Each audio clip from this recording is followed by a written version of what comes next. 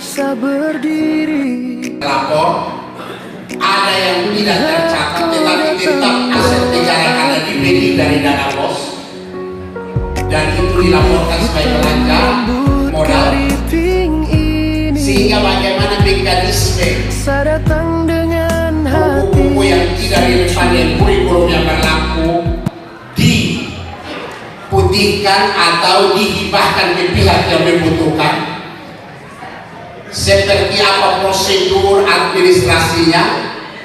Yang lebih tahu adalah bagian aset. Sehingga sebelum kami melakukan kebijakan ini, Bapak Ibu hari ini oleh teman-teman kita dari aset akan memberikan pencerahan apa yang harus Bapak Ibu buat, prosedurnya seperti apa, format usulannya seperti apa. Mohon Bapak Ibu perhatikan baik.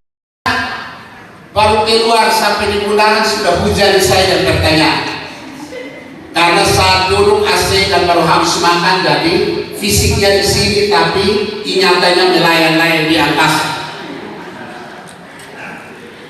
Kenapa saya bilang perhatikan? Karena Bapak Ibu akan lakukan itu, mengerti setengah, nanti tidak berbuat apa, sehingga nanti Pak Arif dengan Ibu dan teman-teman akan sampaikan prosedurnya. Karena apa Bapak Ibu? Yang namanya aset negara yang sudah tercatat itu berapa puluh tahun entah dia rusak bagaimana, selagi masih tercatat itu tetap dihitung sebagai milik negara di bawah penguasaan negara. Sehingga Bapak Ibu kalau sepihak menghilangkan, itu bagian dari perbuatan kita.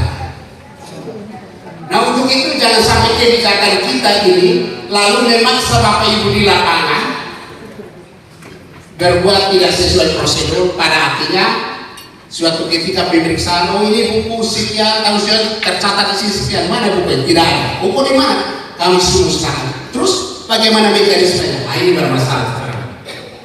Nah untuk itu Bapak Ibu, saya ingin supaya dari sumber yang lebih tahu memberikan penjelasan. Bapak Ibu belum tahu, tanya memang, pulang siap kerja, bukan pulang masih bertanya lagi. Jelas ya Bapak Ibu? Oke. Selanjutnya kami persilakan Bapak Arif, mungkin paparan 30 menit, lalu kita buka sesi tanya jawab bagi yang belum jelas. Silakan Bapak. Baik, terima kasih Pak Kabit atas kesempatan diberikan.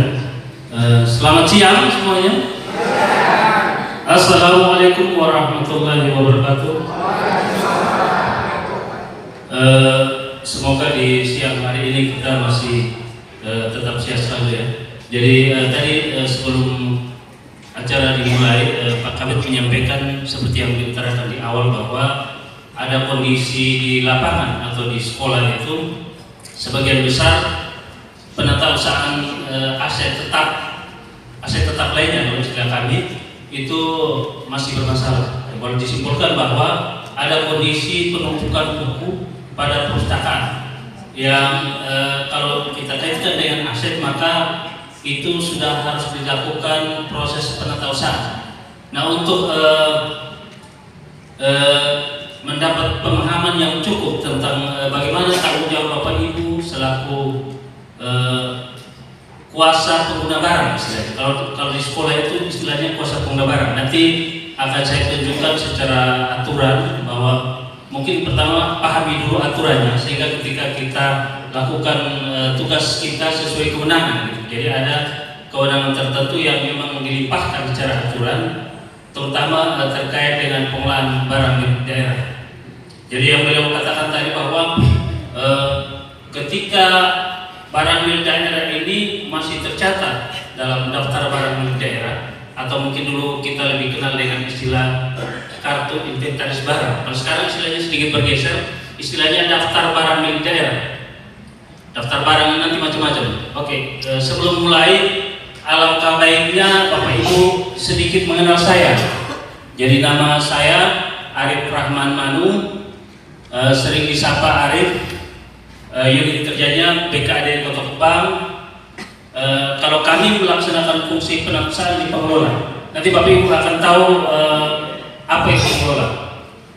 Sebelum kita masuk pada poinnya tentang inventarisasi dan permasalahannya, maka kita ketahui dulu dasar aturannya, dasar aturan atau dasar hukum tentang pengelolaan barang milik daerah.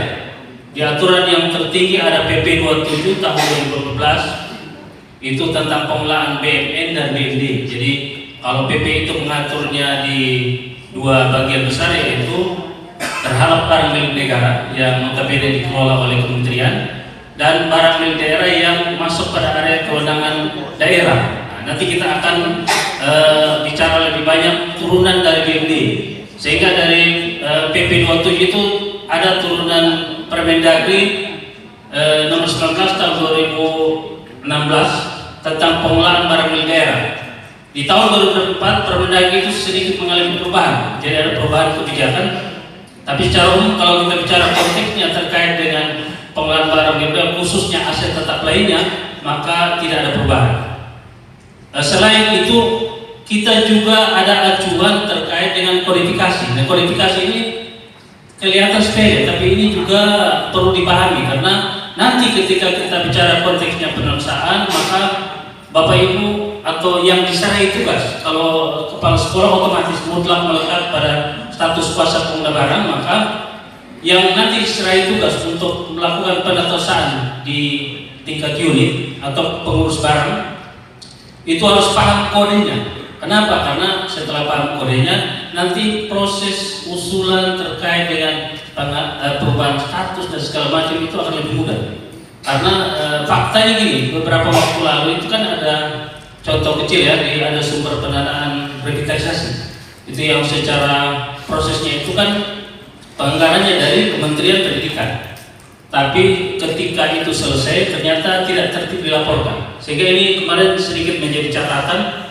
Nah, mungkin di kesempatan kali ini juga kami ingatkan bahwa ada kegiatan revitalisasi tahun 2025 yang baru selesai di 2026. Itu mohon untuk segera berkoordinasi agar bisa dilaporkan. Jadi saat ini kami juga di Aset sedang melaksanakan rekor terkait dengan penerimaan barang milik daerah. Jadi kalau bicara penerimaan milik daerah itu sumbernya ada dua kelompok besar, yaitu yang bersumber dari atas beban APBD dan perolehan lain. Nah, yang sering lolos dari pengamatan atau pencatatan Bapak Ibu di lapangan bahwa perolehan lainnya ini yang sering lolos. Kenapa? Karena mungkin masih ada pemikiran bahwa ketika barang ini bukan diperoleh atas beban APBD, itu maka tidak wajib dicatat. Nah, itu faktanya ketika beberapa waktu yang lalu kami lakukan inventarisasi di beberapa SKPD, ada penerimaan yang diterima, digunakan tapi tidak terlapor.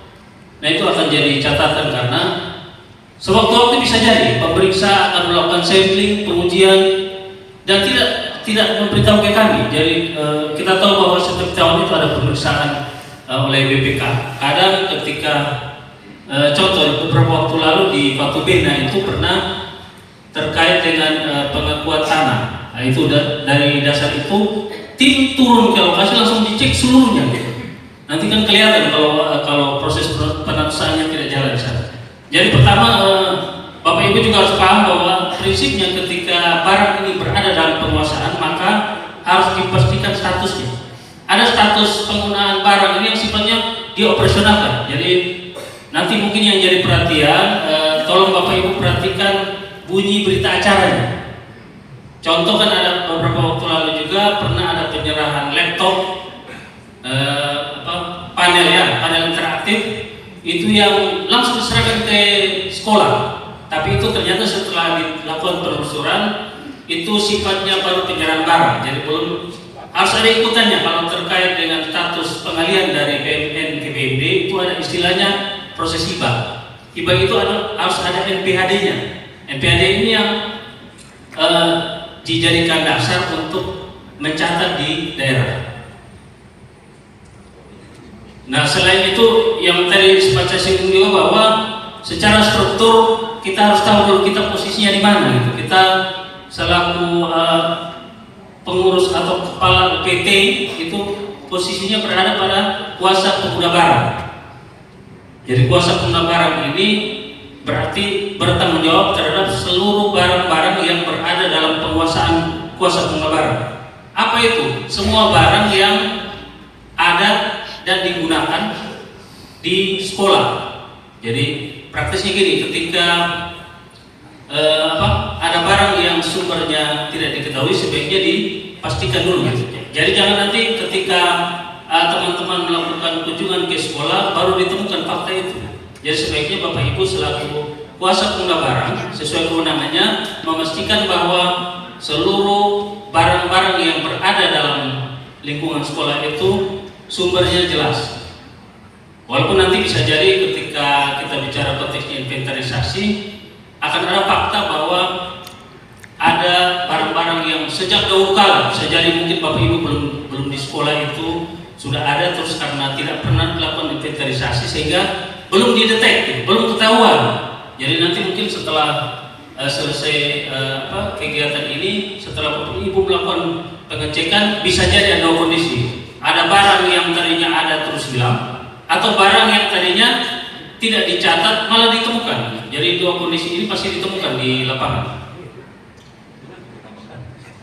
Nah, kalau bicara terkait dengan Permendagri 19, maka dan turunannya sampai pada Permendagri 47, rohnya itu sebenarnya penetausahaan. Kenapa penetausahaan? Karena salah satu bagian yang poinnya akan dijelaskan di sini bahwa itu hal yang tidak bisa dipisahkan dari penetausahaan, yaitu inventarisasi. Nah, kalau pembukuan saya yakin sudah dilakukan.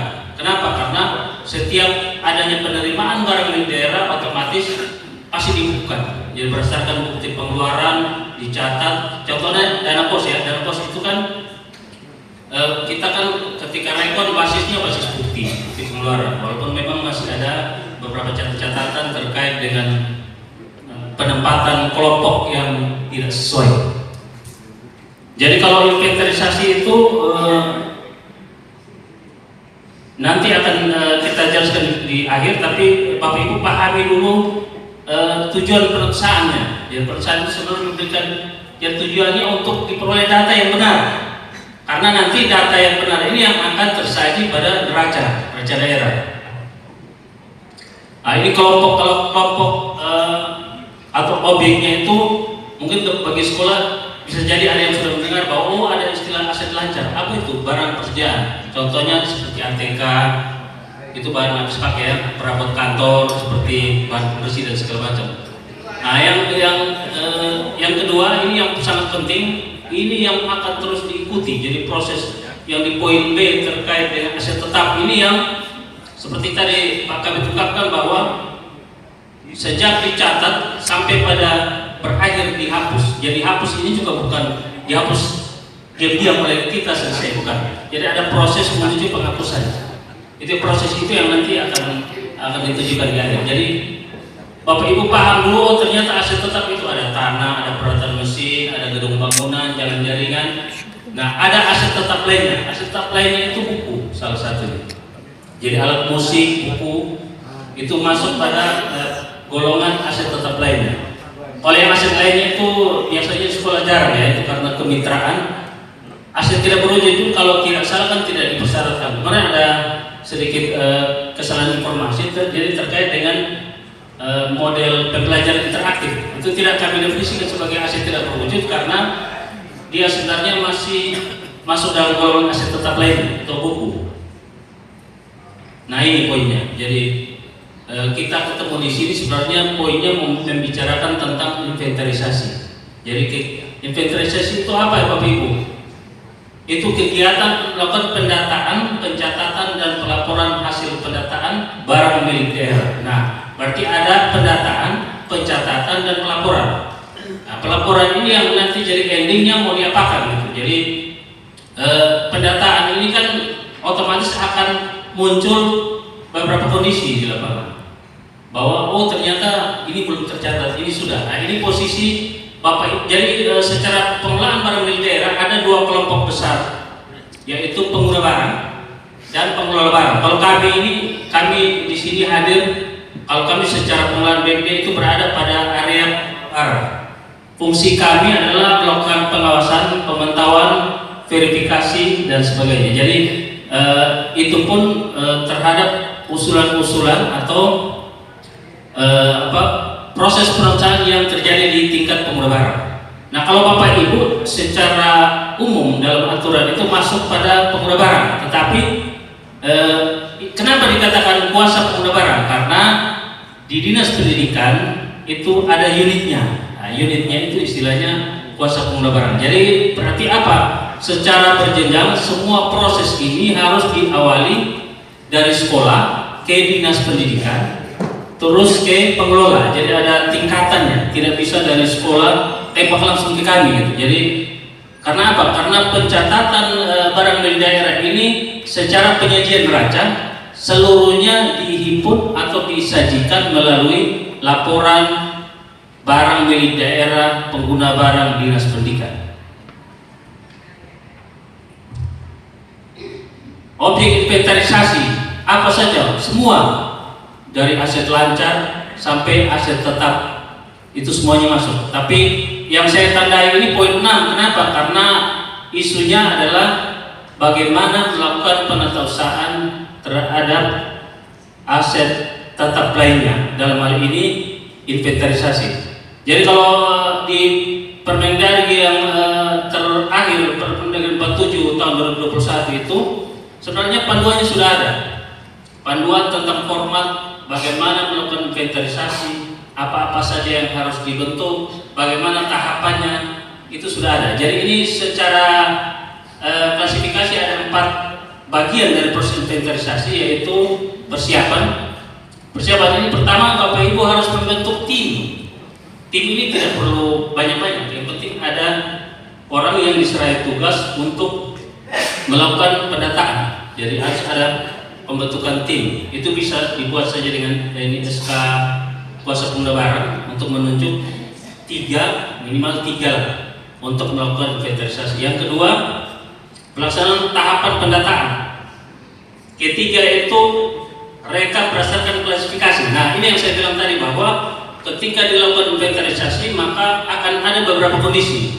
Pertama, bisa jadi barang itu hilang, berarti nanti direkap terpisah. Yang kedua, belum dikapitalisasi. Kapitalisasi itu apa, Pak? Kapitalisasi itu ada perlakuan lanjutan terhadap aset yang sudah diperoleh pada tahun sebelumnya. Contohnya bagaimana realnya? Contohnya misalnya gedung ini dibangun tahun 2000 misalnya. Ternyata di tahun 2025 dilakukan rehab. Nah, istilah rehab ini dia tidak mencatat sebagai aset baru, tapi disatukan atau dikapitalisasi dengan aset induk yang sudah tercatat sebelumnya. Nanti ada teknik perhitungan terkait dengan masa manfaat, karena ada teorinya terkait dengan penambahan masa manfaat, tapi itu tidak kami bahas di sini.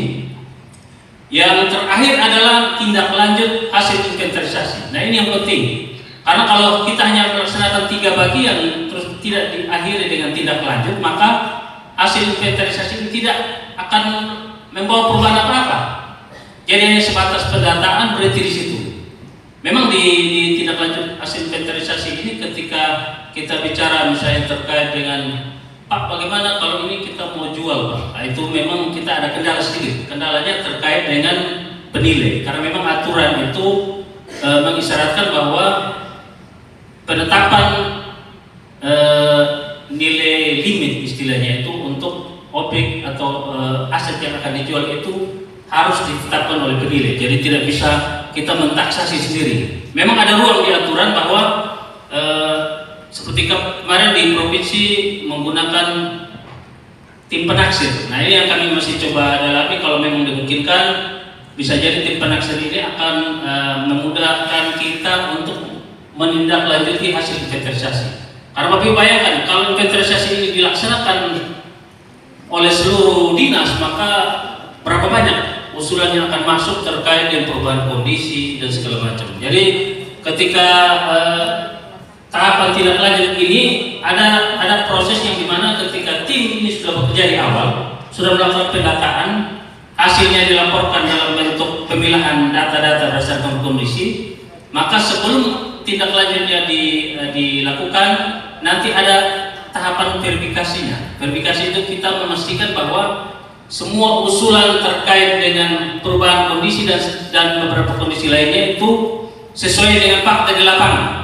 Jadi gini, kenapa itu harus dilakukan? Karena sesuai dengan fungsi pengelola bahwa ketika ada usulan terkait dengan perubahan kondisi atau penambahan aset dan segala macam itu harus dilakukan pengujian, sehingga nanti ketika kan ada konsekuensinya ketika Bapak Ibu mengusulkan perubahan kondisi misalnya, kita memastikan kita tuangkan dalam berita acara hasil verifikasi persetujuan itu nanti berdampak pada perubahan neraca. Nah, ketika bicara perubahan neraca, otomatis nanti sudah masuk di area audit atau pemeriksaan. Jadi nanti ketika proses verifikasi sudah berjalan, maka seolah-olah atau itu secara praktis boleh dibilang kami sudah mengambil alih informasinya untuk nanti disajikan dalam laporan keuangan Pemda. Jadi ini sudah skala besar, bukan lagi kita bicara unit yang hanya salah satu bagian dari SKPD atau PD, tapi kita bicara sudah skupnya kota. Nah, ini pasti Bapak Ibu akan berhadapan dengan kondisi seperti itu. Jadi otomatis nanti akan ada kondisi yang saya bilang bahwa laporannya akan terbaca, kok ada barang hilang, ada barang yang baru ditemukan, itu semua dipisah. Nanti secara detail akan ditunjukkan formatnya. Format LK inventarisasi itu dia memang agak berat. Kenapa berat? Karena ternyata yang dipersyaratkan dalam aturan itu per lembar dua halaman ini. Nah, ini coba Bapak Ibu perhatikan, ini ada 2 halaman ini yang menggambarkan potret dari kondisi barang yang Bapak Ibu temukan di lapangan. Jadi itu bisa ada kondisi ketidaksesuaian dengan register, ketidaksesuaian dengan nama barang, ketidaksesuaian dengan kode barang, jumlahnya, satuannya, keberadaannya itu kan di poin G itu. Coba Bapak Ibu lihat, itu ada kondisi hilang atau tidak ditemukan. Itu memang sudah disiapkan cara format bakunya bahwa kondisi bisa jadi ada gitu. Karena kalau dilihat, tadi bicara dengan Pak Kabit bahwa bisa jadi barang-barang yang dimaksud yang akan jadi objek inventarisasi ini sudah mungkin dari tahun 70-an bisa tahun 80-an. Nah, itu kan ada kemungkinan karena di Pemkot ini baru secara efektif itu penyajian neraca awal itu di tahun 2003. Berarti praktisnya kejadian yang sebelumnya bisa jadi dengan keterbatasan informasi berupa transaksi atau bukti-bukti lain tidak kami peroleh, sehingga kami cenderung membawa pencatatan dari tahun sebelumnya.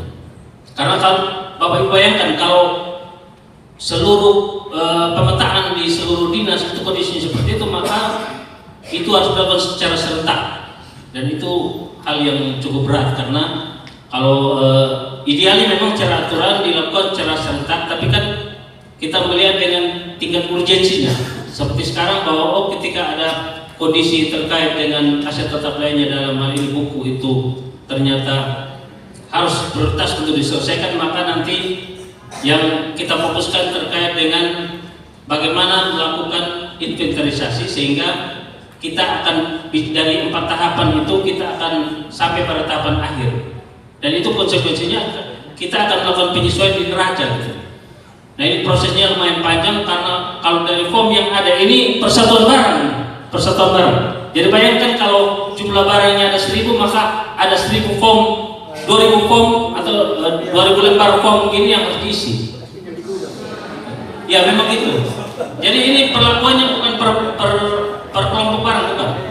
Jadi walaupun barangnya sejenis, jadi gini, kami alami permasalahan terkait dengan, kan kami sedang berupaya melakukan migrasi ke sistem, tapi salah satu permasalahan yang kami alami adalah terkait dengan berinci barang. Yang saya hormati juga Bapak Kabit, saya sedikit bercerita Pak Arif. bahwa beberapa waktu yang lalu saya itu diperiksa oleh inspektorat kurang lebih 1 bulan lebih, dan di situ mereka juga periksa kaitan dengan aset di satuan pendidikan. Waktu Pak Arif tadi bicara tentang kapitalisasi, ini kayaknya materi yang pas dengan pemeriksaan aset oleh inspektorat. Jadi Pak Arif, perkenalkan saya Joni Andreas Sigawoki. Saya kebetulan sebagai kepala sekolah di Lasiana SD Impres. Mewakili teman-teman dari SD boleh kok? Boleh. SMP juga boleh Pak Ugi. Jadi Bapak Arif, saya lahirnya tahun 1987. Sekolah itu berdiri dari tahun 1958. Artinya titik darah saja saya belum ada. Tetapi setiap gedung yang ada di satuan pendidikan itu kan memiliki nilai aset. Tetapi ada gedung-gedung yang dibangun sejak awal sekolah itu berdiri tidak memiliki nilai aset. Bahkan di aset pun kemungkinan tidak ada itu data. Kemungkinan. Oleh karena itu, Bapak Arif, ada gedung yang berdiri sejak sekolah itu berdiri dan mendapat rehab. Maka otomatis begitu gedung pertama itu harusnya memiliki nilai aset. Ditambah waktu rehab, otomatis nilai asetnya meningkat. Dan pada saat yang bersamaan kita diminta untuk mencari tahu ini aset ada di mana, dengan nilai asetnya berapa. Nah, oleh karena itu saya buat satu cara, Bapak. Waktu itu saya bersurat, kalau memang asetnya tidak ada, nilai asetnya itu tidak ada. Saya buat surat, saya suruh guru kawankan pakai bukti terima bahwa barang aset telah terima. Ini barang. Bahwa kita ada upaya mencari nilai aset. Entah ada atau tidak ada, kau antar dulu suratnya, bikin bukti tanda terima, foto suratnya, baru saya lampirkan ke inspektorat. Saya sudah upayakan Pak, tapi karena nilainya belum ada, saya juga menunggu dari aset. Itu kaitan dengan kapitalisasi Bapak Arif. Yang kedua, saya lihat ini format Bapak Arif, mohon maaf, saya punya rambut putih tambah banyak. Karena apa? Sekolah kecil Kefal Ubena, Nevosaka khusus di SD itu jumlah siswa itu 80, 110, itu bisa kita kerja tutup mata sambil ketik. Tapi ke jumlah siswa yang besar seperti SMP dong, SD juga misalnya Lasiana, ya toh IG Lipa dan lain sebagainya. Kalau kerja ini Bapak Arif, ya saya pikir ini dia punya kerja lebih rumit dari penginputan pekerjaan akreditasi. Tetapi Bapak Arif, kalau bisa saya saran, kalau kerja pakai kertas begini, kemungkinan kesalahan penulisan itu ada. Jadi kalau boleh saya sarankan, ada semacam jenis aplikasi yang Bapak siapkan, sehingga tinggal ketong isi dari tahun per tahun toh kontinu. Jadi aplikasi itu ketong install di ketong laptop sebagai aparat sekolah. Setiap tahun buku masuk, bendahara barang bersama bendahara bos input terus itu barang di sistemnya. Jadi dia berkelanjutan. Tahun depan masuk lagi aplikasi sudah di kita input sambil kerja main-main kan begitu. Ini saran Bapak. Saran. Kalau bisa, ya namanya rekon itu kalau rekon di tingkat nasional. Kalau bisa Bapak Arif paksa saja toh, supaya dia lebih praktis cara kerjanya. Yang penting dia punya nilai asetnya tidak hilang, tidak kurang atau berbeda dengan nilai aset yang sebenarnya. Walaupun misalnya kita bikin satu slide untuk 1000 buku, tetapi dengan nilai nominal aset sama dengan waktu pengadaan, kan sebenarnya tidak masalah. Tujuan dari satu-satu ini antara apa? Tetapi yang paling penting kan nilai asetnya barangkali. Jadi kalau saya sarankan, paksa Bapak kalau bisa satu slide tapi untuk ribuan buku, misalnya begitu. Lalu yang terakhir, saran untuk Bapak Kabit juga. Ya itu kan saran kan rapat evaluasi itu saran. Dan Bapak Adir. Tujuan kita kan satu, bagaimana aset yang ada di Kota Kupang tercatat dengan baik. Jadi saya sarankan Bapak Kabit dan Bapak Adir, kan di sekolah itu kan ada bendahara barang. Selepas kepala sekolah dong ini hari ini dilakukan rapat evaluasi, undang seluruh bendahara barang untuk bintek kaitan dengan inventaris ini dan pemutihan barang ada satuan pendidikan yang sudah tidak layak pakai. Pertanyaannya Bapak Adir, tutup dengan pertanyaan ini. Di sekolah kan ada BBDR, ya toh? Misalnya Bapak Ibu sekolahnya berdiri dari tahun 1958 seperti sekolah di Lasiana, kan ada BBDR.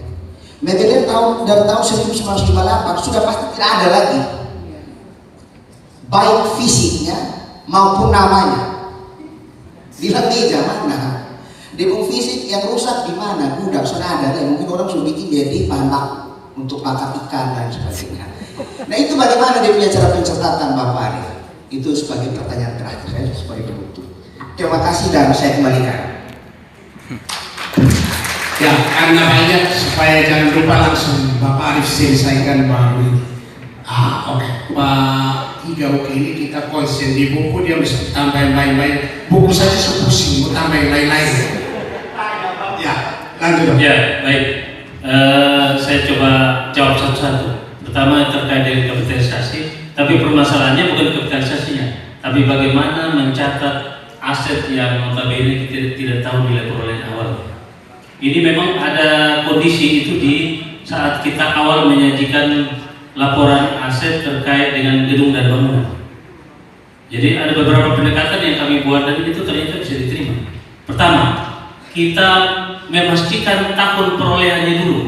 Jadi kalau tahun perolehan paling muda itu kan biasanya kita telusuri dari pendahulunya. Jadi kalau kita lahir di tahun 2000, bukan berarti kita tidak bisa menggali informasi di tahun-tahun sebelumnya. Jadi pertama kita pastikan tahun. Kenapa saya sarankan pastikan tahun? Karena bisa jadi kita bicara konteksnya konsolidasi atau gabungan seluruh pencatatan aset, maka bisa jadi di tempat lain ada aset dengan tahun yang mendekati yang ada nilai. Itu penghubung. Jadi tadi pendekatannya kita akan menarik sampai pada estimasi harga satuannya. Karena semua kan nilai aset itu kan pendekatan harga satuan perolehan sebenarnya. Baru dikalikan dengan luasan bangunan, muncullah harga bangunannya. Jadi contoh misalnya tahun 58 itu ternyata tidak ditemukan, bisa jadi dari data konsolidasi yang kami peroleh, yang gabungan dari seluruh pencatatan itu, ada yang mencatat tahun 65 misalnya. Itu bisa kita lakukan pendekatan nilai. Jadi kita misalnya bangunannya luas 100 nih, harganya 10 juta, berarti kita dapat harga satuannya. Dari harga satuan itu tinggal dikonversi ke luasan bangunan yang kita cari. Jadi pertama biasa yang kita buat ini yang nanti akan mengarah pada poin akhir, yaitu penghapusan atau proses perencanaan. Jadi kalau tadi bicara dengan Pak Kabit ada keinginan untuk menghibahkan. Nah itu bagian juga dari proses akhir dari inventarisasi. Kenapa harus dilakukan inventarisasi? Karena basis data yang kita pakai untuk penghapusan adalah memastikan pencatatannya clear dulu. Jadi ada kenapa dikirim dari perusahaan terus berakhir ke inventarisasi, karena tahapannya seperti itu Bapak Ibu. Jadi kalau belum clear pencatatan maka tidak akan ada perubahan apa-apa. Jadi gini sederhananya, penghapusan dilakukan terhadap aset yang tercatat. Kalau bagaimana jawabannya ketika asetnya belum tercatat? Dicatat dulu gitu. Jadi terjawab ya bahwa poin akhir itu ketika 3 poin itu dilaksanakan, maka kita akan memperoleh pencatatan yang real. Real berarti ada kondisi seperti di bagian ketiga itu, bahwa ternyata ada barang hilang. Nah nanti proses penghapusan terhadap masing-masing kondisi itu akan dilakukan dan akan berakhir pada poin yang terakhir, yaitu terkait dengan hasil akhirnya mau diapakan, mau dihapus kan bisa beberapa kondisi, bisa karena dijual dihapus, bisa karena dihibahkan dihapus juga. Jadi kata penghapusan pemutihan ini jangan dilihat di ujungnya saja. Jadi ada proses perusahaan yang harus dilakukan di depan untuk menghasilkan tujuannya. Tujuan akhir kita memang menghapuskan. Tapi ketika tidak dilakukan perusahaan, maka penghapusan tidak akan pernah bisa dilakukan. Ya, jadi pertama kata penghapusan ini berarti barang yang akan kita hapus harus tercatat dalam daftar barang milik daerah. Bagaimana cara mencatatnya? Melalui tahapan inventarisasi. Jadi ketika inventarisasi dilakukan, maka semua kita pastikan. Kan saya bilang tadi bahwa ada kondisi yang bisa jadi mau tercatat, terus diapakan? Ya, nanti dicatat dulu gitu. Nah, pendekatan ini bisa dilakukan pendekatan seperti yang permasalahan tadi disampaikan juga. Jadi intinya bahwa kalau mau dihapus maka harus dicatat. Kalau belum dicatat, ya dicatat dulu. Caranya melalui tahapan inventarisasi. Kalau saya bicara sebuah tahapan, wah jadi panjang. Tapi poinnya bahwa kurang lebih duplikasi kegiatan akan sama persis. Ketika bicaranya konteks terkait dengan perlakuan peralatan mesin sama, gedung juga sama. Semuanya berawal dengan inventarisasi. Maka memang inventarisasi ini salah satu bahan evaluasi bahwa dibilang tertib tidaknya penetapan barang milik daerah tergambar dari seberapa rutinkah dilakukan inventarisasi. Memang ini pekerjaan berat. Kami dulu pernah lakukan di kurang lebih dari 40 dinas itu 10 dinas. Itu orang bilang kita gila pekerjaannya. Karena apa? Barang-barang yang di gudang yang sudah numpuk sekian lama kita bongkar, kita cari tahu identitasnya. Kita pilih-pilih, oh ini printer ternyata nomor. Bahkan kan di situ kalau di form yang tadi itu malah dilengkapi sampai pada kalau buku sih sederhana, coba kita tahu jenis kertasnya mungkin itu top judulnya selesai. Tapi kalau peralatan mesin Bapak Ibu sampai nomor serinya kita harus cari tahu untuk membedakan antara barang sejenis satu atau register satu dan register berikutnya. Jadi identitasnya diurus secara lengkap. Ini beberapa sudah jalan secara mandiri di dinas, sudah mengusulkan ke kami. Ada yang mengusulkan 50 item yang rusak. Nanti dasar usulan itu yang sudah dituangkan di berita acara itu akan kami verifikasi untuk memastikan betul tidak diusulkan ini. Kemuliaan dan seterusnya. Untuk barang-barang ini, Bapak Ibu pemegang kuasa, kemuliaan dan seterusnya. Nah, karena itu dengan baik-baik lihat tahapan. Pulang yang pertama adalah bentuk tim. Tim jangan terlalu banyak karena otomatis konsekuensi tim dia minta agar 3 atau 4 orang. Otomatis bendahara barang tidak penguasa di tim itu di bawah arahan dari kepala sekolah pemegang kemuliaan. Nah, lalu tugaskan dia mulai sudah lakukan inventarisasi, cek buku-buku yang tidak relevan. Ini tahun berapa? Pertanyaannya, ketika cek sudah terdata, pindah, syukur tidak panjang lagi jalurnya kan? Oh dia sudah terdata di dalam KIP, begitu kan? Simpan ini. Oh ini lapor ke pemegang kemuliaan. Yang mulia, ini tahun 2000 buku ini sudah tercatat. Oke, pisahkan. Prosesnya singkat toh? Tidak terdata. Pindah lagi yang masih ada. Oh ini tidak terdata karena prinsip penghapusan harus tertulis baru dihapus. Kok tidak tertulis penghapusan? Saya suruh hapus. Oh saudara tulis semua. Terus saya bilang dihapus Pak. Yang dihapus adalah yang tertulis. Maka dari bagian yang sudah tertulis langsung tindak lanjut hapus. Jelaskan? Bagaimana yang belum tertulis? Proses menuju penulis. Inventarisasi dulu, ditulis, baru lanjut kalau memang dia tidak relevan ke tindak lanjut penghapusan. Penghapusan bisa berbentuk 1, bakar uang, berita acara. Ya bisa. Kok sekeliling kok semua orang tidak terima. Kok buku tahu 7 1 pasal lah. Ya kan? Oh ternyata tim bilang kami tidak gaji 1 kilo bisa 3.000. Rezekimu. Tetapi supaya rezeki jangan berubah musibah, berita acara, dokumentasi, baru pemusnahan. Dibakar tau? Itu pun penghapusan. Definisi penghapusan berarti tidak tercatat lagi sebagai aset, maka nilai aset daerah akan berkurang. Konsekuensi Anda menghapus. Jadi kerja sederhana, tak usah bertanya banyak. Kita republik ini banyak bicara, sedikit kerja, maka tidak maju-maju. Sedikit bicara, banyak kerja. Itu yang dituntut. Ada kalanya kita capek dan lapar karena omong. Akhirnya mau menuju kerja, tenaga sudah habis. Nanti begini saya akan buktikan, 1 minggu pun tim belum terbentuk. Padahal itu cuma kumpulan, mana pindah aset. Lu contohkan dari sana. Hari ini SK keluar ya. Saya kasih waktu 1 minggu, semua sudah terinventarisasi. Ada kendala, konsultasi dari kami kita. Kami kita tidak ambil, langsung ke PLT. Tidak ada, langsung ke wali kota. Itu supaya lebih cepat. Kerjanya begitu Bapak Ibu. Tahapan pertama bentuk tim, SK dia supaya tindakan dia dapat dipertanggungjawabkan secara hukum. Setelah itu tugaskan dia masukkan pustakaan, cek buku-buku yang tidak relevan, pisahkan mana yang sudah tercatat, mana yang belum, proses pencatatan, selesai baru ajukan pemutihan. Sederhana, kalau mau kerja banyak cara. Tapi kalau kita pemalas itu kerja mudah suka. Jelas ya Bapak Ibu? Jelas. Pulang dan bawa ibu itu berbahagia yang hadir. Toh hadir pun juga kurang mengerti, apalagi tidak hadir.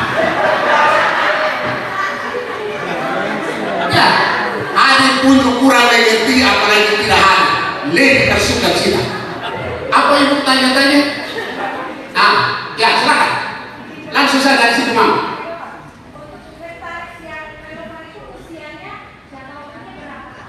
Apa usia anak atau usia buku?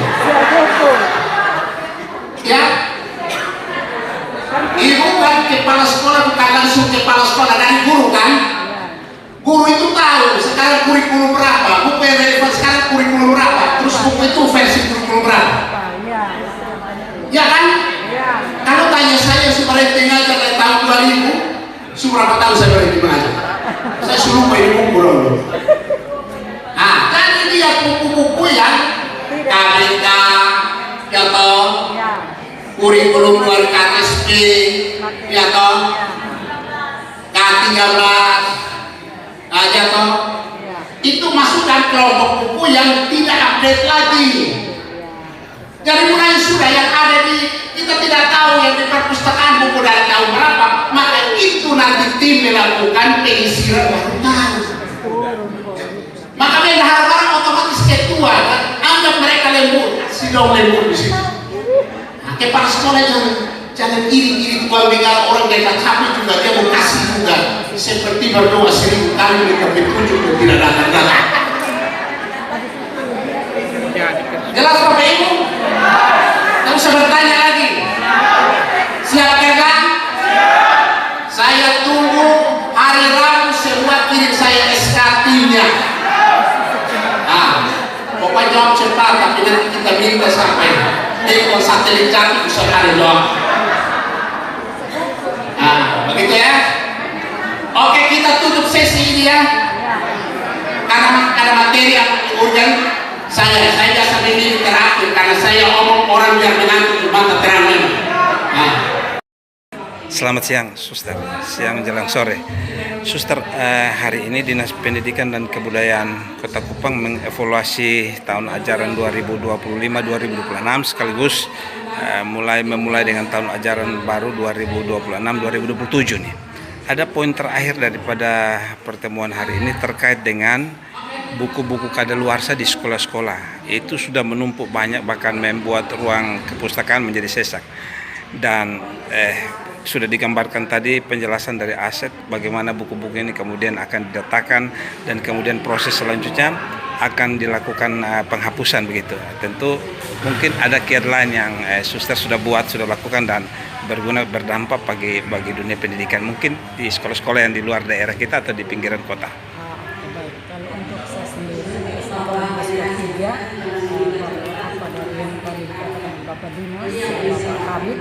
Itu yang saya sudah buat adalah yang saya sudah buat dengan guru-guru, dan kebetulan di yayasan kami itu selalu ada guru untuk inventaris barang. Jadi setiap kali barang apa saja yang masuk dan keluar selalu dicatat, sehingga mengikuti perkembangan yang sekarang itu sudah memasuki kurikulum Merdeka. Saya melihat bahwa buku-buku yang tidak terpakai lagi seperti KTSP, kurikulum KTSP, kurikulum KTS yang kami gunakan. Jadi yang saya buat adalah saya berkonsultasi dengan yayasan dan dengan guru-guru, dan kami karena buku-buku itu mau berikan juga ke teman-teman di kabupaten kampung. Tidak terpakai karena semua itu kan sudah berubah. Kurikulumnya.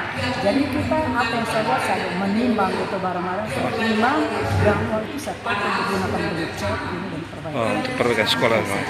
So, kearifan lokal yang dibuat di sekolah untuk berdampak pada sekolah. Ya, nah, jika memang ini terjadi di Dinas PDNK, kemudian buku-buku itu sudah terinvestir dan dihapus, menurut Bunda apakah bisa menjadi sebuah bahan literasi yang jadi kita hibahkan ke sekolah-sekolah di kampung? Itu juga bisa. Sejauh ini kalau umpamanya yang saya lihat buku-buku yang non fiksi itu kan banyak sekali. Ya. Kadang saya bilang untuk anak-anak, kita anak di kota ini kan untuk buku cepat dapatnya, tapi di kampung-kampung kita buatkan semacam kami ada box namanya. Ada box. Itu dos yang disiapkan, jadi setiap akhir semester buku-buku termasuk pakaian, termasuk sekali anak-anak yang sudah tahu contoh dia sendiri, dan buku-buku itu tidak terpakai lagi kita taruh di box ini dan kita berikan sumbangkan untuk teman-teman kita yang di luar sekolah. Dan itu yang terjadi akhir tahun kemarin, itu yang kami sudah Ini ada sejumlah sekolah di Kabupaten Alor juga mengharapkan dukungan begitu, sekolah-sekolah terpencil yang belum ada listrik, belum terjangkau Telkomsel, belum ada jaringan. Mereka sangat membutuhkan buku-buku seperti ini, dan mungkin ini momen yang paling baik.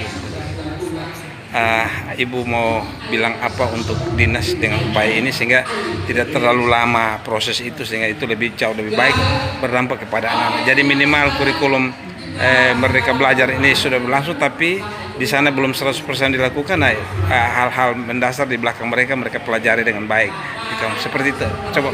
Jadi kalau untuk saran saya untuk dinas, kalau boleh yang tadi dipercepat. Kalau untuk inventaris barangnya, inventaris cepatnya dicatat, dan buku-buku yang tidak terpakai lagi, kalau memang itu yang non fiksi bisa itu dan kita hibahkan teman-teman kita di tempat yang belum ada listrik, belum ada air, maksud saya untuk dipercepat. Kita memberi saran kepada dinas Kota Kupang supaya boleh secepatnya dan membagikan untuk teman-teman kita dalam rangka peningkatan kapasitas numerasi dan literasi. Oke, siap, baik. Sehingga anak-anak kita ke depan bukan hanya anak-anak yang hebat, tapi anak-anak lebih bagus ya dalam literasi. Terima kasih untuk komentarnya. Suster dari sekolah, nama siapa Suster? Suster Fatima Nabu FM, Kepala Sekolah SMK Don Bosco 3. Kepala Sekolah SMK Don Bosco 3.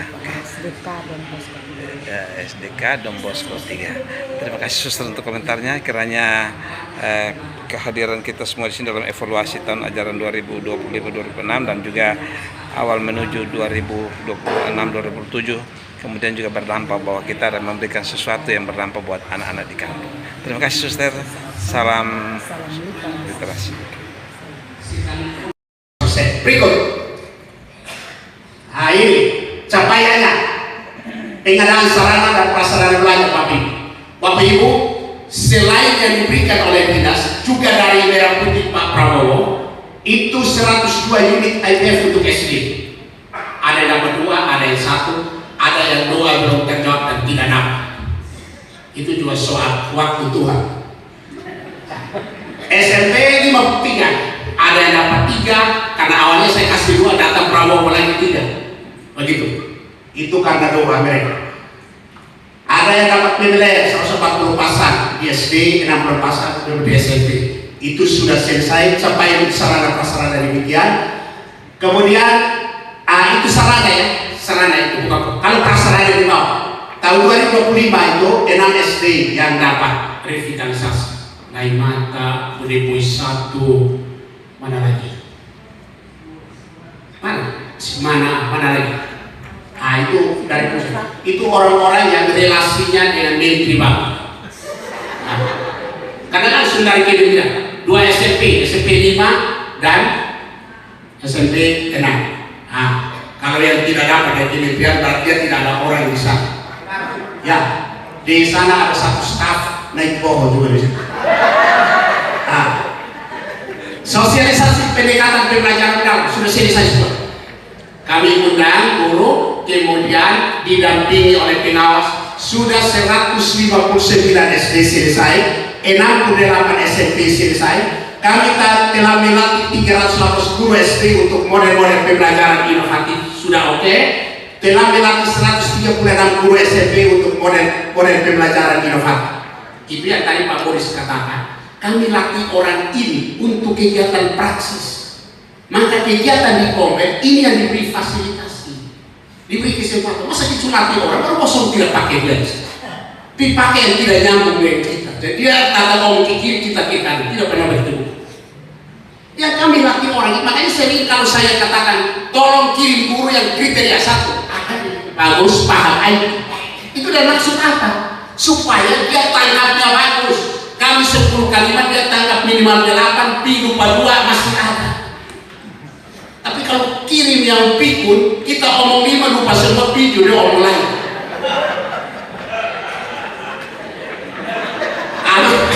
Orang-orang bagus kita sudah latih, baru mau sosok pakai pi undang orang lain.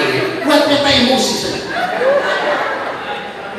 Karena latih mereka di sini Bapak Ibu, itu juga negara maya. Lalu di sini lebih praktis. Bapak Ibu guru itu praktisi, bukan teoritis. Dia ngomongnya dia lakukan, maka ada bagi yang dia lakukan. Jangan pikir teori bikin bingung dia, karena dia sudah lewat dan hampir stroke waktu kuliah. Ini terkait pembelajaran mendalam Bapak Ibu. Nah ini Bapak Ibu masih tersisa 1 episode.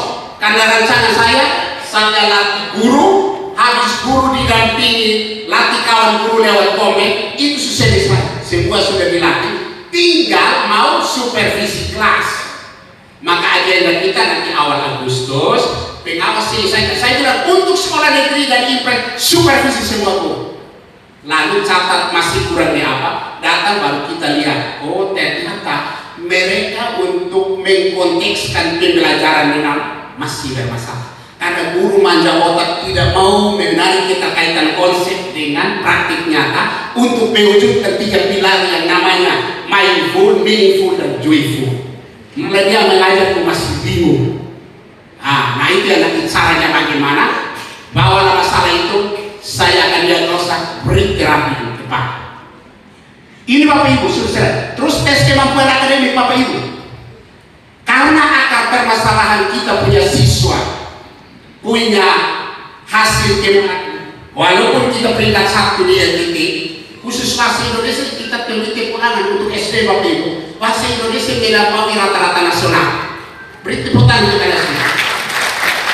Karena SD dong ini diambil, tapi dong pelajar bagus.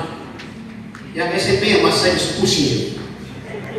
Nah, kita telah melatih untuk siswa SD. Jadi kemarin siswa SD itu 6.841 siswa. Kita Kota Kupang 100% itu kita. 7.140 siswa SMP telah mengikuti TK. Dan hasilnya SMP Matematika Bahasa Indonesia, SD Matematika Kota Kupang peringkat 1, masih 3 mapel di bawah rata-rata nasional, 1 mapel di bawah SD di atas rata-rata nasional. Rata-rata nasional 60, mereka 62, berarti 2 tinggi.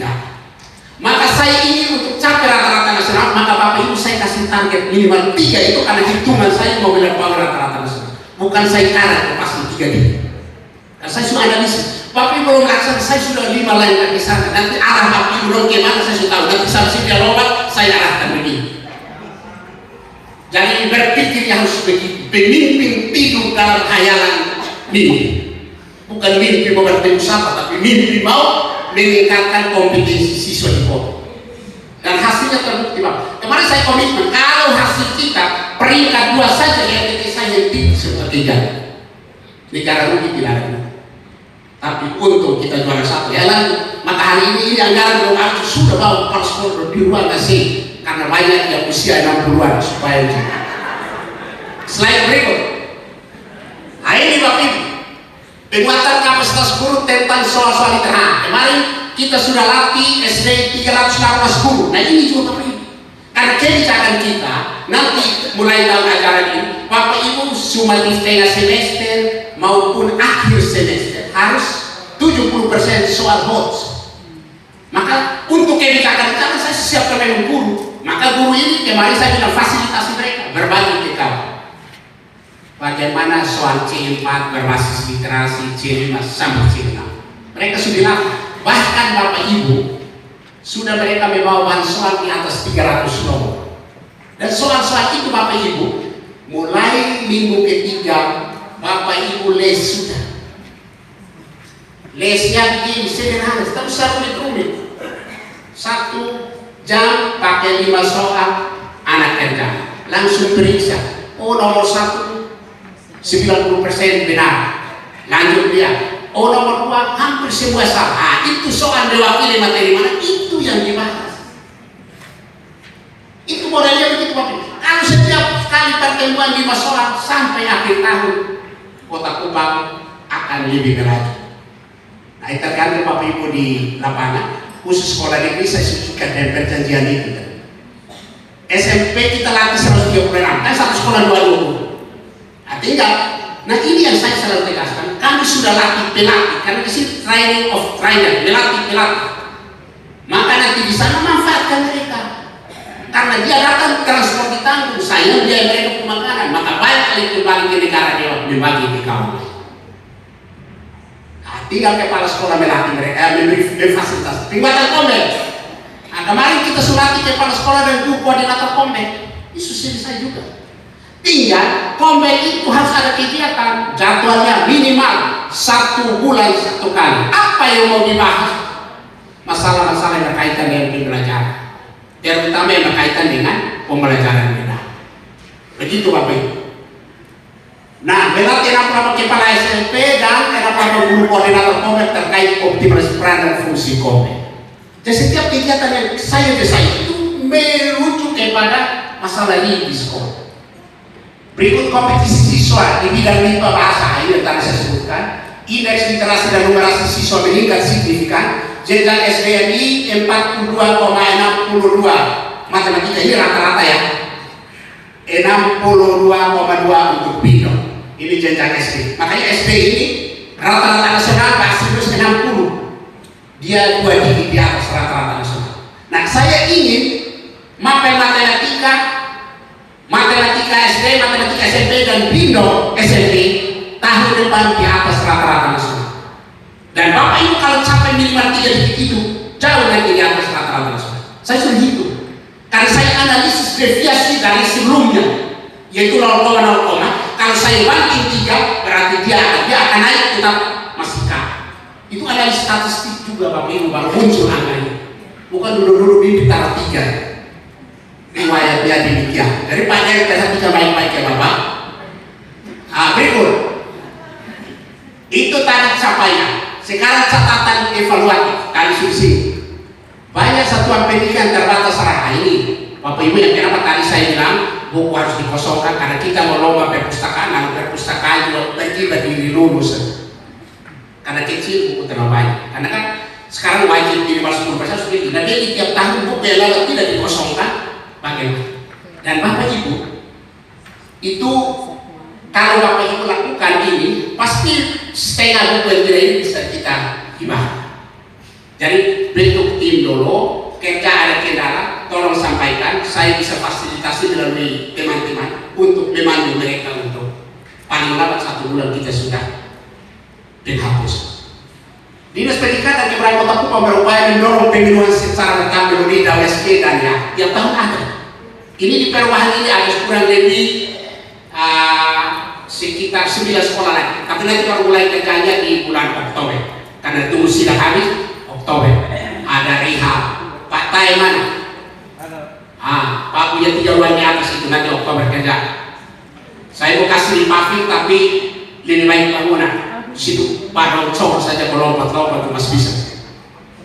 Itu. Kemudian fontaine itu juga.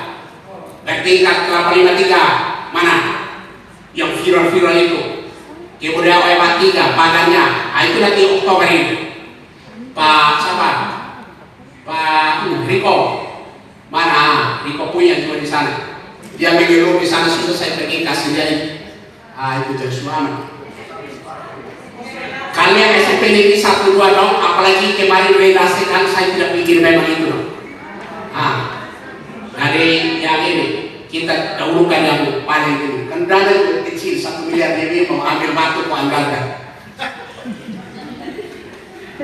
Terkait sarana prasarana demikian, implementasi PN, penerapan pendekatan permajaan dalam PMS sesuai yang belum optimal. Kita teman-teman belum, tapi ini berjalan sambil berbeda. Diseminasi sudah, tinggal supervisi kelas, baru kita akan ada kegiatan lagi untuk penguatannya. Ya baik dari kita maupun dari BPP selalu lakukan, kita kolaborasi. Komber sebagai wadah strategis untuk berbagai praktik baik terkait infrastruktur kurang optimal. Nah ini masalah Bapak Ibu, tolong dioptimalkan komunitas belajar. Nanti mungkin 1 bulan minimal 1 kali. Koordinator rencanakan, ambil dari kawan-kawan kira-kira masalah apa yang kita mau bahas di bulan ini. Itu bisa dijadwalkan sampai dengan bulan Desember. Terus penerapan soal-soal hoax dalam asesmen pembelajaran. Asesmen pembelajaran diterapkan selama ini masih pada level C1 tinggi. Menghafal, memahami, mengaplikasikan soal-soal seputar itu karena memang linear dengan cara guru mengajar. Nah dia mau naik tingkat, kalau dia mengajar sampai C3 mau soal C4 teman-teman. Akhirnya saat asesmen nasional atau TK soal C4 5-6 siswa jarang. Untung kemarin kita bimbel, jadi mereka masih familiar. Maka kita agak meninggal. Pemahaman guru terkait bentuk-bentuk soal literasi numerasi berbasis hoax masih ada. Itu yang kemudian kita latih 2 guru melatih kawan-kawan di Komplek kemarin workshop. Saya kira nanti bisa berbagi lagi lewat Komplek akan jalan. Bagaimana guru-guru yang mengikuti pelatihan kepada teman-teman guru dalam forum Komplek. Beberapa kepala sekolah tidak memfasilitasi guru-guru yang telah dilatih oleh Dinas Pendidikan Kebudayaan Kota Kupang untuk berbagi kepada teman-teman. Bapak Ibu kawan-kawan yang kita latih itu semua beda satu nomor. Dan waktu saya janji, kalau kepala sekolah terlatih WA sudah lengkap berapa kepala sekolah yang kasih kesempatan, berapa yang tidak peduli, ada di sini. Jadi saya tidak perlu sebut di sini, nanti sebut Mama Ros lagi dia tersinggung sama ikut rapat. Sebagian kepala sekolah kurang mengontrol dan mengevaluasi berbagai kebijakan dari Dinas Pendidikan Kebudayaan Kota Kupang dalam implementasi sekolah. Jadi selesai data ya sudah selesai. Bapak Ibu kita omong semua ini eksekutor-eksekutor di sekolah. Dan kali ini saya mau lihat kepala sekolah kita tempatkan rakus atau tidak. Indikatornya 3 lain atau tidak. Maka Bapak Ibu kita akan ukur di akhir sana. Kami sudah fasilitasi kebutuhannya lewat soal, lewat guru yang kita ini sudah selesai semua. Tinggal Bapak Ibu beri ruang untuk mereka bimbel. Lalu kontrol, bukan lepas dia kok pikir apa, dia masuk dia main FB, siswa akan datang toki dia baru dia kaget. Nah itu hasil bagus. Berikut penataan perpustakaan sekolah dan pojok sebagian sekolah ini yang tadi kita omong. Kemudian penataan perpustakaan sekolah belum memenuhi standar kelayakan. Itu yang nanti masalah ini kita selesaikan dari kekuatan pengelola. Kemudian kita lombakan dan saya akan buat 10 besar itu prioritasnya nanti dapat bantuan untuk dia punya pengembangan perpustakaan. Dan kalau dia juara oke, sekian untuk Anda AC tata raknya bagus bantuannya. Hadiah orang yang rajin, pemalas biarkan dia lompong. Penataan perpustakaan sekolah belum memenuhi standar kelayakan. Oke, sebagian besar sekolah tidak memiliki pojok pakai. Nah ini juga nanti kami akan membangun pengelolaan katalognya, kemudian pojok paksanya, lalu buku-buku update bagaimana dia bisa tahu berapa siswa yang baca, buku mana yang lebih banyak dibaca akan bisa kan menjadi fokus penilaian. Saya omong-omong semua kepada Bapak Ibu, karena omong tidak pernah habis. Temuan terus. Laporan terlambat terus, waktu orang behir, omong ke kepala sekolah bisa bendahara dengan soal ini, apa itu operator yang ini. Nah ini Bapak Ibu, tolong kepala sekolah itu kontrol. Yang kita sudah rencanakan upload itu dia menjadi kitab suci dalam pembelajaran. Itu akan aman. Kalau RKS ke kiri, belanja ke kanan, maka tidak pernah ketemu walaupun jalan sampai dunia kiamat. Ada beberapa sekolah yang di dalam menggunakan dalam BSP tidak memedomani RKS yang telah disusun dan diupload dalam. Repot juga bertanggung jawab. Ada beberapa sekolah yang sering terlambat dalam memasukkan laporan penilaian. Ada datanya, kalau saya tidak mungkin tayang di sini. Saya pakai kata beberapa. Jadi dia rasakan dia masuk di beberapa atau tidak beberapa. Masalahnya kan umur lebih semua di kita ini juga malu.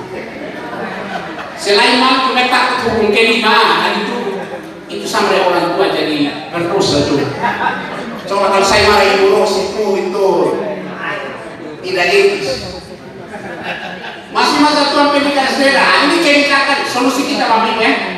Masih masa Tuhan pendidikan SD dan SMP wajib meningkatkan hasil tes kemampuan akademik pada tahun 2021. Dikirim tadi sore. Kita akan lihat di April 2027. Sumatif tengah semester dan sumatif akhir semester wajib menggunakan soal-soal minimal 7% mengukur kemampuan pada level C4 dan 6. Hanya ada tinggi skill. Soal-soal yang akan digunakan pada sumatif tengah semester akhir semester harus memperoleh persetujuan dari pengawas bimbing. Jadi susunan semua kurikulum, pengawas bimbing verifikasi, oke, baru digunakan untuk sumatif tengah semester atau akhir semester. Supaya memastikan bahwa ini soal-soal berbasis SWOT lebih banyak, yang 70%. Yang berikut, penguatan kapasitas pengelola perpustakaan, pendataan buku-buku yang tidak relevan. Ini yang tadi kita bicara, ini sudah tadi. Jika buku tersebut hilang, nah ini Bapak Ibu. Kan Bapak Ibu tiap tahun harus beli buku, terutama buku-buku teks, buku kementerian. Bapak Ibu ini tuh pilihan, kan usah paksa orang tua. Bagi ke orang tua dengan catatan, sampaikan orang tua ini buku ini harganya ada sini. Pernyataan dan sumetrai, jika tidak dia belikan saja, kan ini kan inventaris negara. Kalau dia mau boleh pinjamkan, bisa dia kelas 2, waktu naik kelas 3 baru dikasih rapor kalau buku dikembalikan. Ya bagi yang ini, bagi yang mau, karena begini Bapak Ibu. Bapak Ibu saya tanya, anak-anak dikasih kesempatan baca di perpustakaan tiap hari berapa jam? Ya Bapak Ibu lakukan selama ini. Kan tidak baca kan? Kalau mau baca itu memang lurus saya itu ada tempat. Atau ada tempat kita kan mau belajar atau baca di perpustakaan. Maka waktu lebih banyak di rumah, apalagi sekarang pergub bahwa harus belajar sekian jam minimal sore. Ketika mau belajar, buku tidak ada.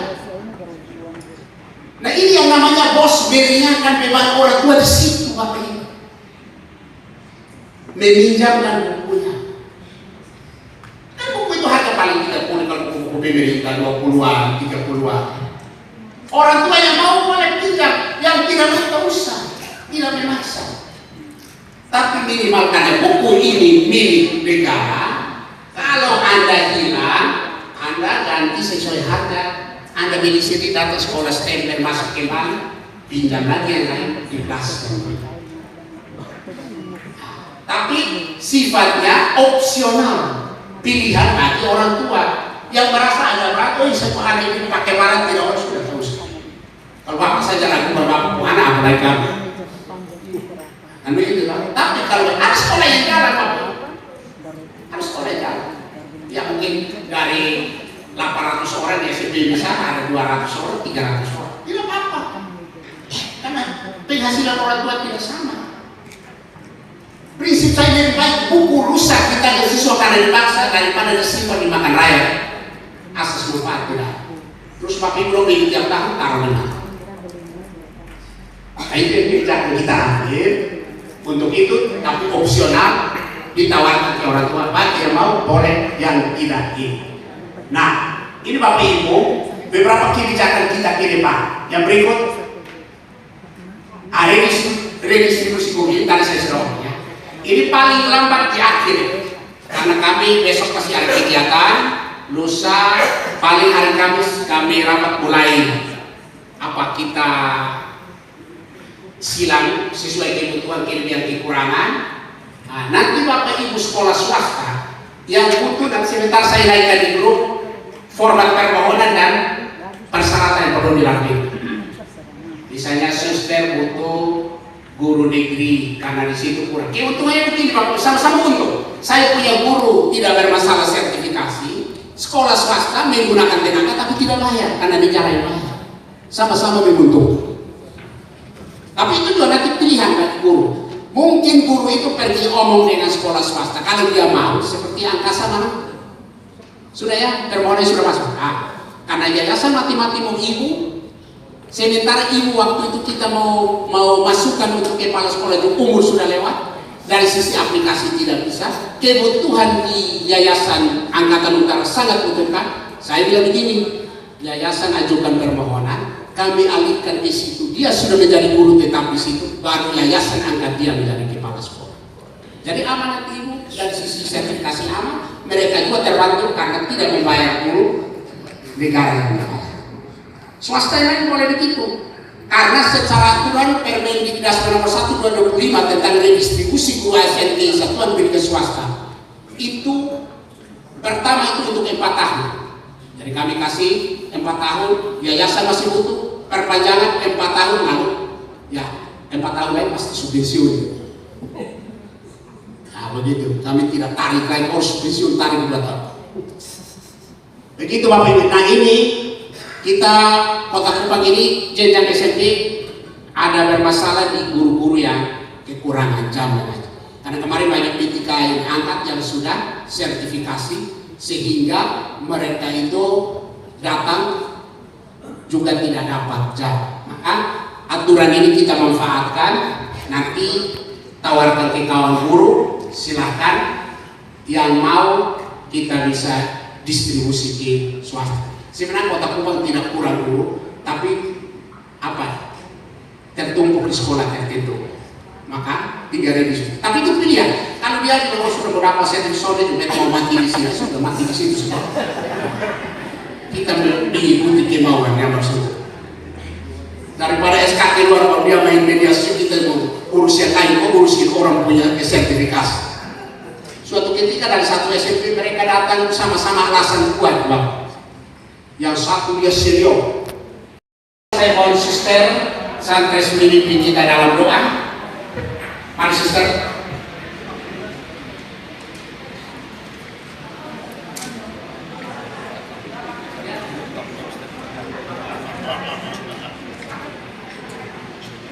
Oh ya, mari suster doa. Tapi harus untuk kepala SMP nanti tinggal kira-kira 20 menit ya, karena kita mau omong khusus. Kepala SMP saja, yang SD minum habis itu. Kalau SMP ajarkan hati kita untuk menghadap Tuhan dalam doa menutup pertemuan kita. Izinkan saya membawakan doa sesuai keyakinan saya Katolik. Kita berdoa dalam nama Bapa dan Putra dan Roh Kudus. Allah Bapa Maha Pengasih dan Penyayang, bersatu hati kami menghaturkan puji dan syukur kepadamu untuk segala rahmat dan berkat-Mu yang boleh kami alami dalam pertemuan kami sepanjang hari ini. Banyak pengalaman dan hal baik sudah kami peroleh dalam pertemuan kami hari ini. Semoga menjadi bekal, menjadi pedoman bagi kami dalam kegiatan proses belajar mengajar di satuan pendidikan kami masing-masing guna meningkatkan mutu di satuan pendidikan teristimewa sebagai satu keluarga besar Dinas Pendidikan Kota Kupang. Kami mohon rahmat dan berkat-Mu untuk tetap menyertai kami secara khusus, berkat perlindungan dan penyertaan-Mu bagi kami dalam perjalanan pulang kami ke rumah masing-masing. Semoga oleh karena rahmat dan berkat-Mu kami boleh selamat dalam perjalanan dan tiba di tempat tujuan dengan baik. Doa harapan intensi dan dalam hati kami sampaikan kepadamu lewat perantaraan Kristus Tuhan kami. Amin. Dalam nama Bapa dan Putra dan Roh Kudus. Amin. Kabit Bapak Okto Naidboh terkait evaluasi di tahun ajaran 2025-2026 dan kemudian menuju tahun ini, tahun ajaran baru 2026-2027, Dinas PDK Kota Kupang mulai dalam kapasitas dinas untuk merangkul kembali para kepala sekolah untuk menekankan beberapa poin penting dalam arahan Pak Kadis tadi untuk pelaksanaan tahun ajaran baru ini. Mungkin hal-hal penting mau disampaikan Bapak silakan.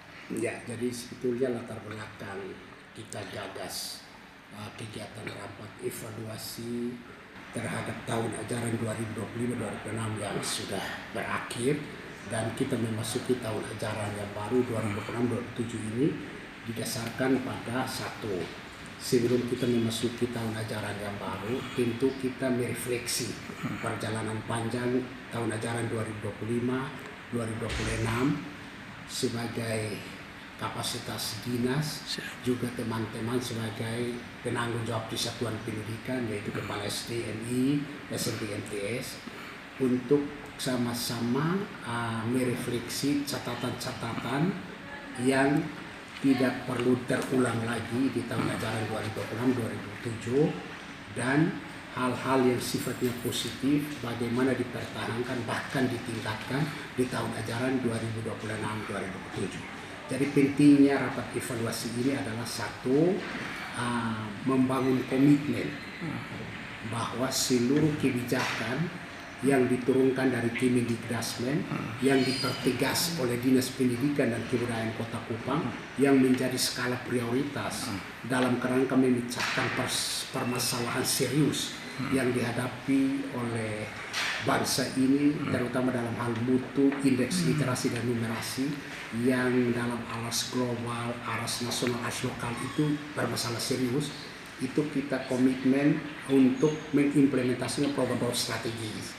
Misalnya akar permasalahannya karena guru belum menguasai secara optimal roh atau jiwa pembelajaran mendalam, masih pembelajarannya berbasis permukaan.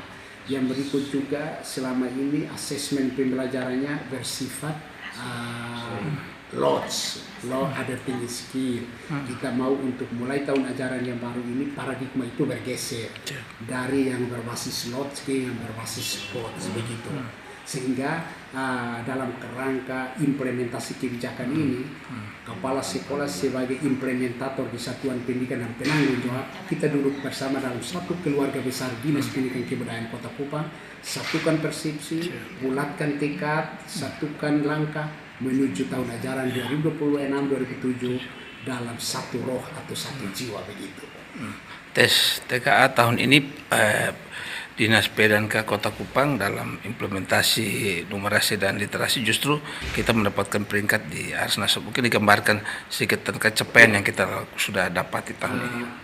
Hasil TKA tahun 2026 yang mengalami perubahan signifikan dalam hal rata-rata matematika bahasa Indonesia sebagai cerminan dari numerasi dan literasi, itu mengindikasikan bahwa intervensi kegiatan yang dilakukan oleh dinas dalam bentuk penguatan kapasitas guru, dalam bentuk penguatan kapasitas kepala sekolah, dalam bentuk penguatan kombel, dalam bentuk kompetisi-kompetisi yang berbasis literasi numerasi seperti lomba karya tulis ilmiah, debat bahasa Inggris, cermat MIPA, kompetisi literasi itu ternyata mampu mendongkrak kemampuan anak dalam konteks berpikir tingkat tinggi atau high adapting skill. Juga intervensi berupa wajib bimbel yang kemudian kami lakukan untuk menguji bimbel itu sejauh mana dampaknya. Kita lakukan tryout pertama, tryout kedua. Artinya bahwa aneka kegiatan yang kami lakukan selama ini berkontribusi secara positif dan signifikan dalam memacu tingkat indeks literasi dan numerasi atau kemampuan matematika dan bahasa Indonesia bagi siswa SD dan SMP di Kota Kupang. Nah, atas dasar itu kami kembali untuk mempertahankan bahkan meningkatkan di tahun ajaran 2026-2027 yaitu satu, wajib bimbel sejak awal, yaitu semester ganjil tahun ajaran 2026-2027. Yang kedua, sumatif tengah semester akhir semester wajib di atas 70% soal-soal berbasis HOT.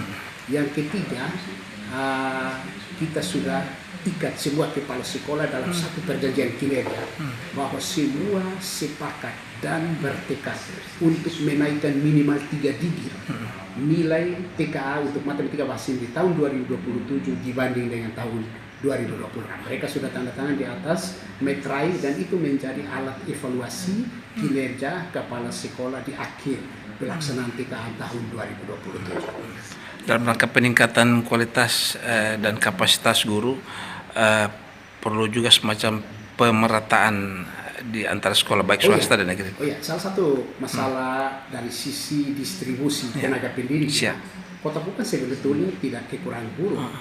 Ya, permasalahannya adalah distribusi yang tidak merata. Pada sekolah tertentu kelebihan, pada sekolah tertentu kekurangan. Maka dengan berlandaskan pada Permendiknas nomor 1 2025 tentang redistribusi guru, kami sudah membentuk tim redistribusi tingkat dinas dalam bentuk surat keputusan dari Wali Kota Kupang, dan sekarang dalam minggu ini tim akan bekerja berdasarkan data kelebihan kekurangan guru di masing-masing satuan pendidikan baik di jenjang SD maupun SMP, negeri maupun swasta. Kami akan lakukan pemerataan melalui redistribusi kembali berdasarkan data kelebihan dan kekurangan guru menurut jenisnya, apakah guru mata pelajaran, apakah guru kelas. Dan hal ini kami akan segera lakukan untuk menyelamatkan guru dari kekurangan jumlah jam sebagai penerima tunjangan profesi. Jadi itu yang kami akan lakukan sebagai kebijakan strategis di tahun ajaran 2026-2027. Nah, terkait dengan kegiatan ini diharapkan selanjutnya juga tadi disampaikan soal bagaimana buku nih. Buku-buku yang ada di dinas itu akan digunakan dan dimaksimalkan, mungkin juga berguna buat sekolah-sekolah di desa-desa. Satu permasalahan serius juga di tingkat satuan pendidikan adalah pengelolaan perpustakaan yang belum memadai, ya toh. Hampir tiap tahun melalui dana BOS, karena wajib minimal membeli buku minimal 10%, semua sekolah mengadakan. Lalu perpustakaan penuh dengan buku, baik buku-buku yang relevan dengan kurikulum maupun buku-buku yang sudah ketertinggalan atau produk kurikulum yang lama. Nah, tetapi karena buku-buku itu merupakan inventaris negara yang sudah tercatat, maka proses penghapusannya harus melalui mekanisme yuridis yang berlaku. Maka atas dasar itu kita mengundang Badan Aset, ya, memberikan pencerahan bagaimana tahapan untuk melakukan penghapusan terhadap aset dalam bentuk buku yang sudah diadakan yang tidak relevan lagi dengan kurikulum. Dan maksud apa? Supaya perpustakaan yang dipenuhi buku-buku yang tidak berguna lagi, sehingga buku-buku itu bisa dihapus dengan cara bisa disumbangkan kepada pihak yang membutuhkan atau dengan cara seperti apa. Yang terpenting bahwa buku-buku yang tidak relevan lagi itu sudah harus dikosongkan, dan bagaimana menata katalog secara elektronik yang memudahkan siswa di dalam mencari buku, dan bisa kita memantau jumlah siswa yang mengunjungi perpustakaan, buku apa yang sering dipinjam, siswa siapa yang sering masuk perpustakaan. Ini kan data-data bisa mudah diakses untuk ini. Nah, dalam rangka itu kami akan lakukan penguatan kapasitas pengelola perpustakaan yang diakhiri dengan lomba pengelola perpustakaan pojok baca terbaik antar satuan pendidikan. Ya. Ini bentuk kegiatan memicu, mematsu dan memotivasi sekolah untuk menata perpustakaan sebagai sumber belajar di sekolah secara baik dan tertata secara tertib begitu. Apakah juga ada sumber dana untuk meningkatkan kapasitas ruang belajar atau ruang perpustakaan? Kita juga akan beri apresiasi bagi sekolah-sekolah yang pojok baca dan perpustakaan bagus, yang sebagai reward atas kerja keras, atas konsistensi dan disiplin mengelola perpustakaan yang membuat orang ketika masuk seperti betah untuk membaca di situ. Karena apa? Negara-negara yang maju sekarang ini sudah meninggalkan buku-buku digital, buku-buku elektronik. Karena itu dampaknya terhadap kesehatan sangat besar dan sangat mengganggu sekali. Sehingga mereka kembali ke buku-buku ini. Nah, kita ingin supaya buku-buku ini yang dibeli itu asas manfaat ada, yaitu digunakan oleh siswa baik di sekolah maupun di rumah. Makanya ada kebijakan kalau bisa buku-buku ini dibagi ke siswa, orang tua menandatangani pernyataan jika buku hilang maka dia menggantikan. Ini inventaris negara, inventaris sekolah, membeli seharga buku-buku ini, buku-buku pemerintah itu harganya sudah ada 30, murah juga, murah juga. Jadi ini yang namanya dana BOS, meringankan beban orang tua dengan cara buku dipinjamkan, orang tua tidak beli tetapi siswa membaca. Prinsip saya adalah lebih baik buku rusak di tangan siswa karena dibaca daripada dimakan rakyat di perpustakaan sebagai hiasan. Baik, terima kasih untuk komentarnya Pak Kabid, Pak Oktonet Boho, sukses untuk tugas hari ini.